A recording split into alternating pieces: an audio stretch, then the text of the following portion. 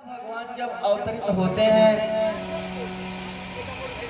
तो राक्षसों का ही वध करते हैं, देवताओं को बचाते हैं, लेकिन जब देखो तब वो दैत्यों को ही मारते दिखाई देते हैं। ये भेदभाव क्यों करते हैं भगवान?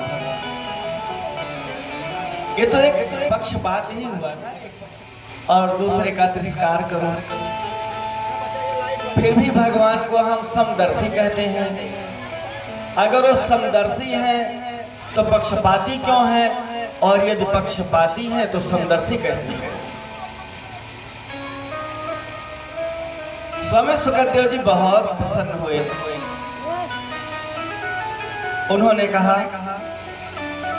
कि हे परीक्षित, तुम्हारा ये प्रश्न बहुत ही अलौकिक है, बहुत सुंदर है। यही प्रश्न तुम्हारे दादा धर्मराज युधिष्ठिर ने भी देवर्षि नारद से पूछा था। जब भगवान श्री कृष्ण ने अश्वमेध समय शिशुपाल को मुक्ति प्रदान करी थी और शिशुपाल के शरीर से दिव्य ज्योति निकल करके भगवान श्री कृष्ण में समाहित हो गई थी। भगवान वासुदेव श्री कृष्ण ने शिशुपाल को अपनी सायुज्य मुक्ति प्रदान करी। यह दृश्य देख करके युधिष्ठिर जी ने बहुत सुंदर प्रश्न देवर्षि नारद से किया कि महाराज, मृत्यु के बाद यदि किसी का तेज भगवान में समाहित हो जाए तो इसका मतलब तो यह हुआ कि कोई दिव्य कोटि का महात्मा होगा, भगवान का परम पार्षद होगा। और अगर भगवान का मुख्य पार्षद है तो फिर भगवान को गालियां शिशुपाल क्यों दे रहा है? गाली देने का मतलब तो यह हुआ कि वो भगवान का शत्रु है, लेकिन भगवान ने उसे भी मुक्ति दे दी। देवर्षि नारद ने बहुत सुंदर उत्तर दिया युधिष्ठिर को। उन्होंने कहा कि हे सम्राट, भगवान न तो किसी को मारते हैं और न किसी का पक्ष ही लेते हैं। भगवान समदर्शी ही हैं, हमेशा समभाव रखते हैं, किसी के साथ कोई भेदभाव नहीं करते। अब एक बार क्या हुआ कि तमाम दैत्य दानव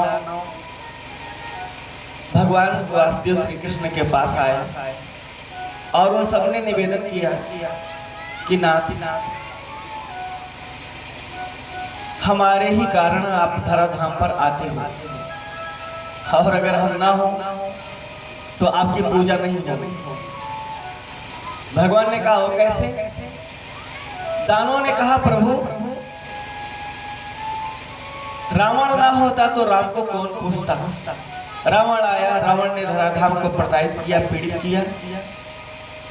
संतों की पुकार सुन करके आप अवतरित हुए और रावण का उद्धार किया।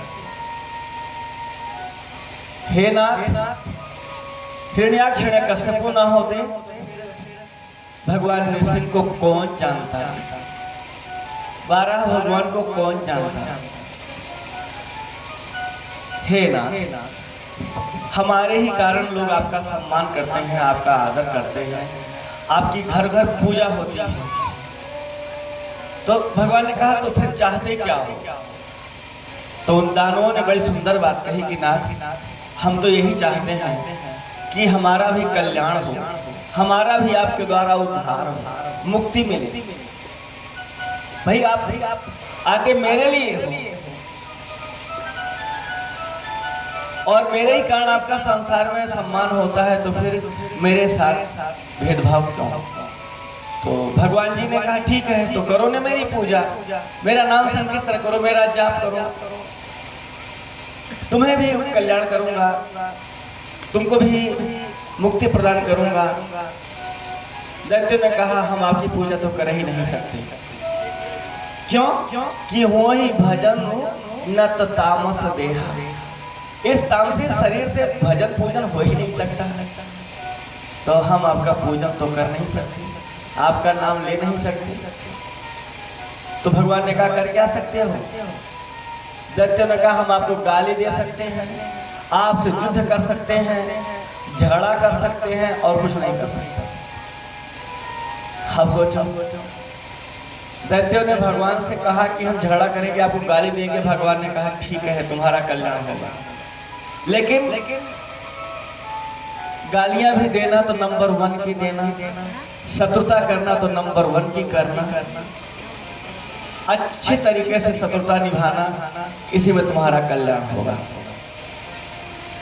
कहने का भाव है जो भी हम करें, जिस क्षेत्र में हो उस क्षेत्र में नंबर 1 बन जाए।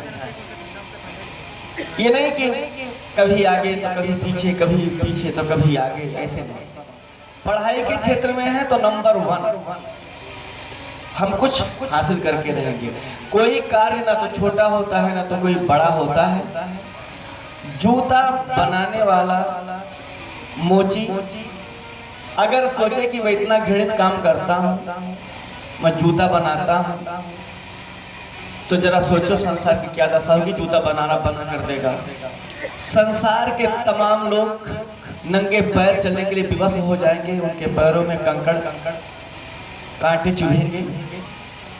तो जूता बनाने वाले को एक गर्व होता है कि मैं जो काम कर रहा हूँ नंबर 1 का है, मैं लोगों को सुरक्षा दे रहा हूँ, उनके पैरों की सुरक्षा कर रहा हूँ, इसलिए मेरा काम नंबर 1 का है।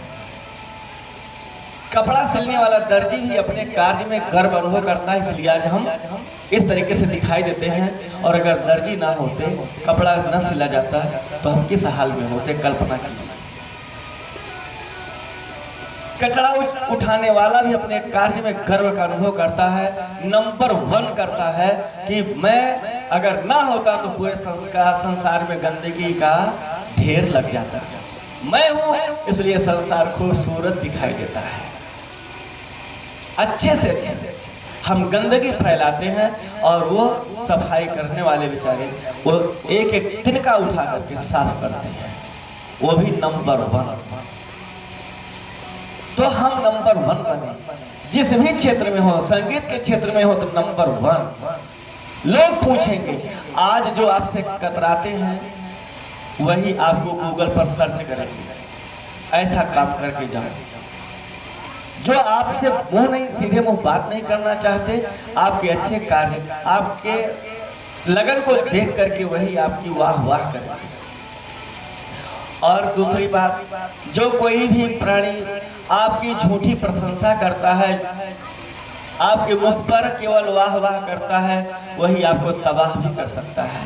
इसलिए कभी झूठी प्रशंसा में ना फंसे। यदि आपके मुंह पर कोई आपकी निंदा करता है, आपकी कमी को बताता है, तो आप समझो कि आपका वही सबसे बड़ा हितैषी है, वही आपका गुरु है, क्योंकि आपकी कमी आपको बता रहा है।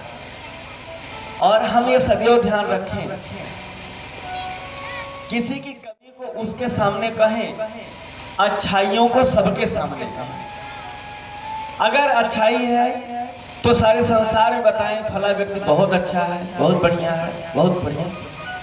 अगर बुराई कभी दिखाई दे जाए तो उसी व्यक्ति से बोलनी चाहिए, भैया ये बुराई है, सुधार करो। वह व्यक्ति अपना सुधार करेगा और जगह जगह जाएगा तो यही सुनेगा, फला व्यक्ति आया था और हमारी प्रशंसा किया था, तो आपको अपना गुरु मानेगा, आपको अपना आराध्य मानेगा, सम्मान करेगा, आपको ढूंढता फिरेगा, गूगल पर भी आपको सर्च करेगा। भगवान ने दैत्यों से कहा कि नंबर 1 की शत्रुता करना।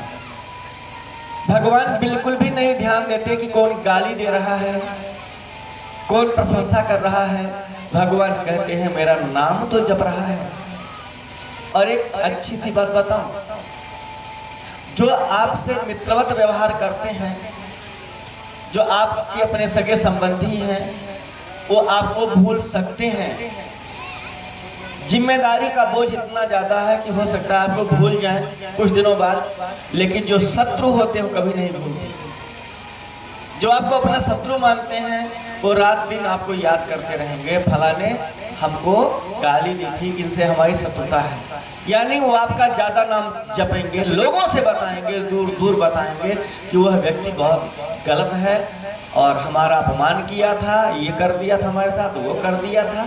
यानी वो आपका नाम ज्यादा जपेंगे। और भगवान के लिए यही सबसे बड़ी डिग्री चाहिए। भगवान के लिए सबसे बड़ी डिग्री यही चाहिए कि चाहे जैसे भी हो हमारा नाम तो जपो। तो रावण, कुंभकर्ण, कंस, जरासंध आदि जितने भी राक्षस हुए, जितने भी दैत्य हुए, ये शत्रु भाव से भगवान को भजते हैं और अहिर्निश भगवान का नाम लेते हैं रात दिन। कहाँ है कृष्ण, छोड़ूंगा नहीं, कहाँ है कृष्ण, कहाँ है विष्णु, कहाँ है केशव, कहाँ माधव, तलवार लेकर दौड़ते रहते हैं मारने के लिए। कहीं मिल जाए मार दूंगा, कहीं मिल जाए मार दूंगा। बस भगवान को मिल गई एक डिग्री, सबसे बड़ी डिग्री कि हमारा नाम तो जप रहा है। इसलिए यदि कोई व्यक्ति आपका नाम का जाप कर रहा है, आपका नाम लेके बुला रहा है, आप गदगद हो जाना, क्योंकि वो आपका नाम तो जप रहा है कम से कम। बहुत से लोग कहते हैं अरे मैं उनसे बड़ा हूं, मेरा नाम कैसे ले लिया। और भगवान तो सबसे बड़े हैं ना, इस सारे जगत के एकमात्र अधिष्ठाता है, ब्रह्मांड नायक है, फिर भी नाम लेने से खुश हो जाते हैं। और हम अहंकारी हैं, हम कहते हैं हमारा नाम कैसे लेके बुला रहा है। अरे कोई नाम लेके बुला रहा है तो समझो कि बहुत अच्छा कर रहा है। वृंदावन लाल की जय हो। गोपिकाओं ने भगवान को प्रेमी भाव से भजा, भगवान को पा लिया। कंस, जरासंध आदि ने भगवान को शत्रु भाव से जमा, तो उनको भी भगवान ने कल्याण कर दिया। अर्जुन ने सखा भाव से भजा भगवान को, तो उनके भी सारथी तक बन गए। तो भगवान को भजने की, भगवान का नाम संकीर्तन करने का कोई भी बहाना मिले तो कर लेना चाहिए। अब दूसरी बात पूछा कि भगवान पक्षपाती हैं। तो सुखदेव जी ने कहा अगर भगवान पक्षपाती होते तो दानवराज हिरण्यकशिपु के पुत्र प्रहलाद पर कृपा क्यों करते बताओ। भगवान अगर देवताओं का साथ देते हैं तो दैत्य कुल में उत्पन्न छोटे से बालक पर भी कृपा कर जाते हैं और अपनी गोदी में लेके बैठते। तो भगवान कहीं भेदभाव नहीं करते, कहीं पक्षपात नहीं करते।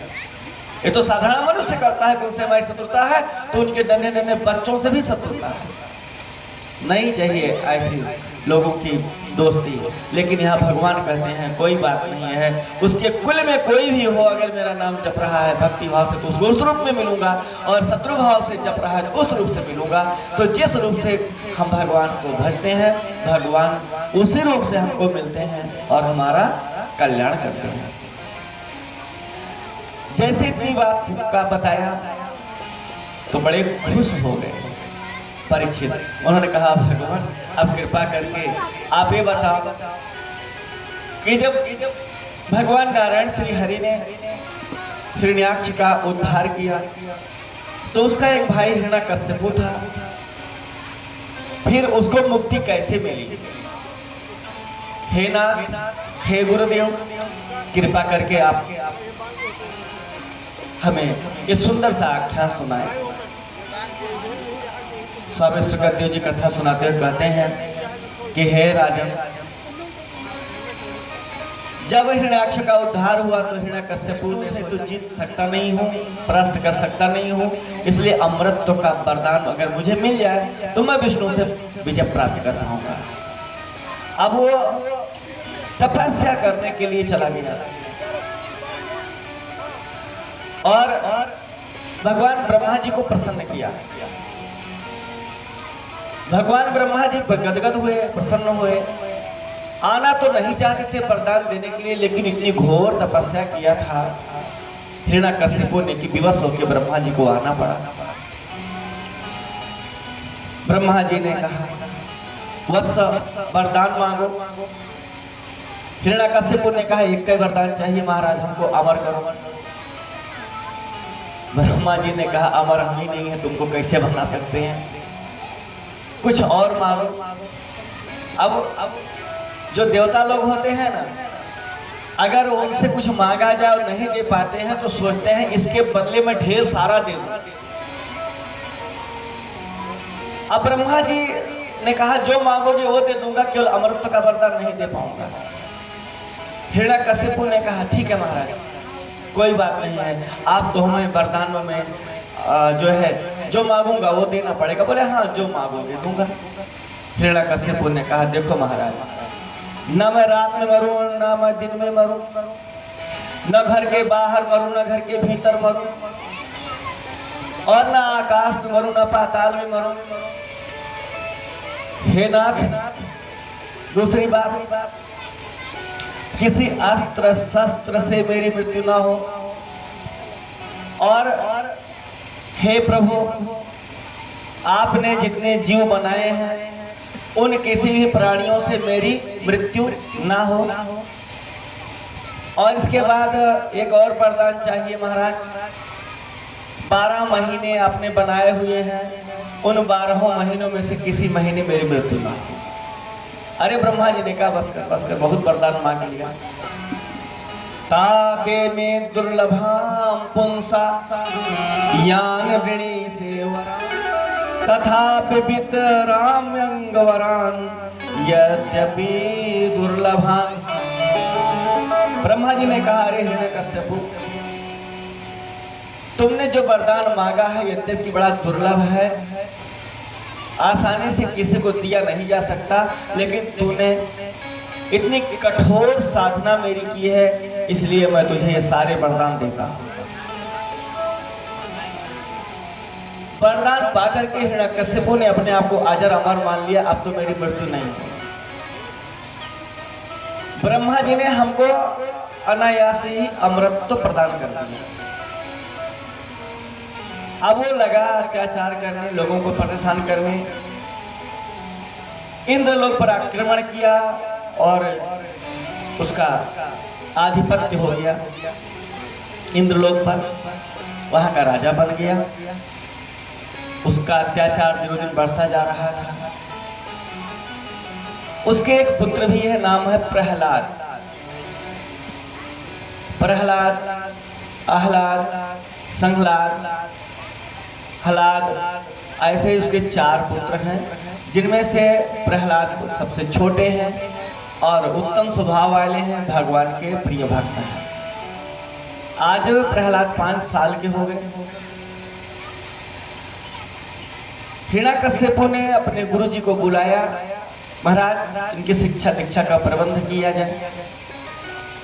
गुरुदेव आए और अपने पुत्र संड अमर्क के साथ प्रहलाद को गुरुकुल भेज दिया। प्रहलाद पढ़ने के लिए पाठशाला में गए। गुरुजनों ने पढ़ाना शुरू किया। सबसे पहले भगवान की वंदना, लेके गए मंदिर। हिरण्यकश्यपु की विराट मूर्ति लगी हुई है। प्रहलाद ने जाकर के तुरंत प्रणाम किया, पिताजी प्रणाम। गुरुजनों ने कहा ये तुम्हारे पिताजी नहीं है, ये साक्षात भगवान है, भगवान हिरण्यकश्यपु बोलो इनको। पिताजी बोलूंगा, भगवान नहीं बोलूंगा। हमारे पिताजी महान, पराक्रमी और उच्च गुणों से संपन्न है। मैं भगवान नारायण से प्रार्थना करूंगा कि जन्म जन्म में यही मेरे पिताजी बने।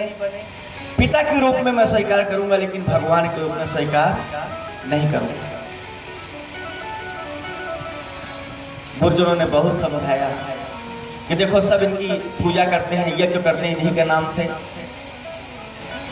प्रहलाद ने कहा अगर ये भगवान हैं तो फिर लोग मरते क्यों हैं? ये किसी को जीवित करके दिखाएं। भगवान तो जीवित भी कर देते हैं, ये जीवित करके दिखाएं, मैं भगवान मानूंगा। अब गुरुजन बेचारे सब घबराए।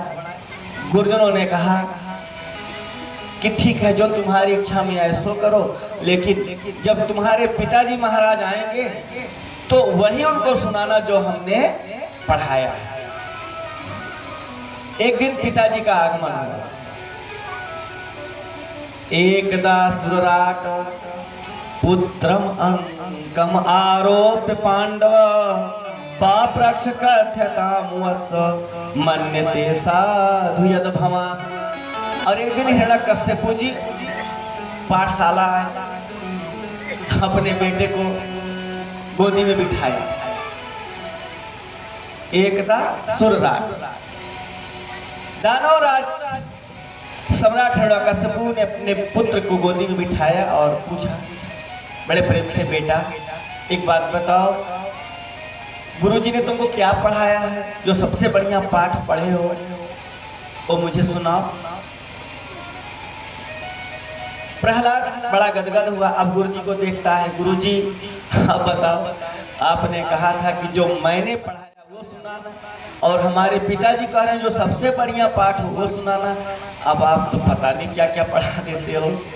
अब पिताजी है तो पिताजी को तो बढ़िया सुनाऊंगा ना। अब गुरुजी बार बार इशारा करते हैं, लेकिन अब वो अपने पिताजी को बढ़िया सुनाता है। हे पिताजी, तत्साधु मन्ये सुरवर्य देहिनां सदा समुदिग्न धिगाय सदगहात् हित्वामात्मपातं गृहन्धकूपं वनं गतो यद्धरिमाश्रयेत। पिताजी, जो संसार है ना, ये संसार ये अंधा कुआं है। गृह कारण नाना जंजाला, हम अनेक प्रकार के बंधनों में जकड़े हुए हैं। अनादि काल से प्राणी इस संसार रूपी अंधे कुएं में गिरता जा रहा है, गिरता जा रहा है, गिरता जा रहा है पतन के मार्ग पर, और अनेकानेक कर्मों के बंधन में जकड़ करके अनेकानेक योनियों को प्राप्त करता है। हे पिताजी, यद्यपि भगवान की भक्ति सहज मिलती नहीं है, लेकिन यदि इस गृहस्थ रूपी बंधन को काट कोई मनुष्य भगवान को पाना भी चाहे, भक्ति करना चाहे, तो घर के लोग रोक लेते हैं, पकड़ के रोकते हैं, खबरदार, अरे परिवार को छोड़ के कहाँ जा रहा है? चला बहुत बड़ा भगत बनने, चल ये काम करना है, नौकरी करनी है, बच्चों को पालना है, भगवान की भक्ति फिर कर लेना है, अभी तो बहुत आयु पड़ी है। पिताजी, इस अंधे कुएं से कोई निकल नहीं पाता है। इससे बचने का पिताजी केवल एक उपाय है कि गृह अंधकूपम वनम गतो यद्धरिमाश्रयेत। यदि कोई इस अंधे कुएं से निकलना चाहे तो वो वन में चला जाए, जंगल चला जाए, और वहाँ भगवान का ध्यान करे, भगवान की भक्ति करे, और भक्ति करते करते भगवान को ही प्राप्त हो जाए, श्री कृष्ण की भक्ति करे। हिरण्यकश्यपु ने कहा, वाह बेटा, तुमने आज मुझे खुश कर दिया, बहुत बढ़िया पाठ सुना दिया। बेटा जाओ अपने गुरुजी को बुलाओ, तो जाओ। अब प्रहलाद गए गुरुजी के पास। गुरुजी, पिता महाराज बुला रहे हैं आप। अब गुरुजी तो घबराए, थर थर कांप रहे, हो गई गड़बड़ी। आए हाथ जोड़ के खड़े भाई, महाराज क्या बात है? बोले, क्या पढ़ाया तुमने हमारे पुत्र को? ये हमारा पुत्र हमें से कह रहा है कि जाओ जंगल में और कृष्ण का नाम जपो, हरि का नाम जपो, सन्यासी बन जाओ। याद मेरा पुत्र हमको बता रहा है। अब गुरुजी थर थर कांपे, सो कांपे, नहीं महाराज, हमने नहीं पढ़ाया इसे। हिरण्यकश्यपु ने कहा, अगर तुमने नहीं पढ़ाया है तो किसने पढ़ा दिया? याद रखना, अब की बार अगर ये गलती हुई तो ठीक नहीं होगा। हिरण्यकश्यपु पांव पटकता चला गया वहां से। अब गुरुजी बेचारे प्रहलाद को एकांत में बुलाए और उन्होंने पूछा, वत्स प्रहलाद भद्रम ते सत्यम कथय मामृषा। हे बेटा प्रहलाद, झूठ मत बोलना, ये सब तुमने उटपटांग बातें कहाँ से सीख लिया? वन में जाओ, भजन करो, पूजन करो, तुम्हारे पिता से बड़ा कौन भगवान हो सकता है भला? प्रहलाद ने कहा, हे गुरुजी,